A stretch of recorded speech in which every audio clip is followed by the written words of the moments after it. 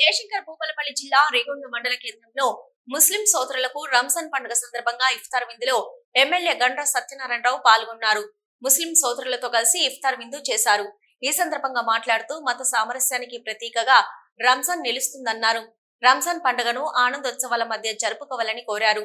ఈ కార్యక్రమంలో పార్టీ మండల అధ్యక్షులు నర్సయ్య, జిల్లా market committee chairman Kistaiah, NSR అధినేత సంపత్రావు, కాంగ్రెస్ జిల్లా నాయకులు రవి, చంద్రమౌళి తదితరులు పాల్గొన్నారు.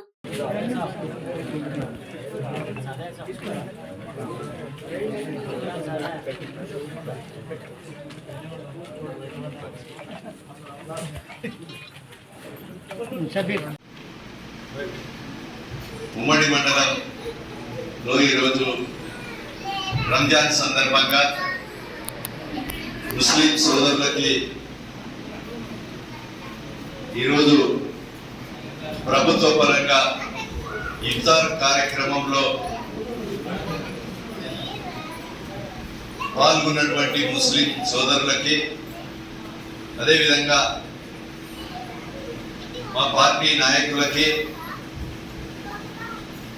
రేగొండ మండలానికి సంబంధించినటువంటి ప్రతి ఒక్కరికి కూడా ముసల్మాన్ సోదరులకు అడ్వాన్స్ రంజాన్ శుభాకాంక్షలు, కృతజ్ఞతలు, అభినందనలు తెలియజేస్తూ 30 రోజులు ఒక నిష్ఠతో ఉపవాసం ఉండి వారి యొక్క అల్లా ఆశీస్సులతో ముసల్మాన్ సోదరులందరూ కూడా పవిత్రమైనటువంటి రంజాన్ పండుగ సందర్భంగా ఉపవాసం ఉండేటువంటి ప్రతి ఒక్కరికి కూడా మనస్ఫూర్తిగా ధన్యవాదాలు తెలియజేస్తూ, ఈరోజు ప్రభుత్వ పరంగా మస్జిద్లకు కానీ, సాదిఖానాలకు కానీ, కబ్రస్థాన్లకు కానీ కాంగ్రెస్ ప్రభుత్వం అనేక నిధులు ఇస్తూ,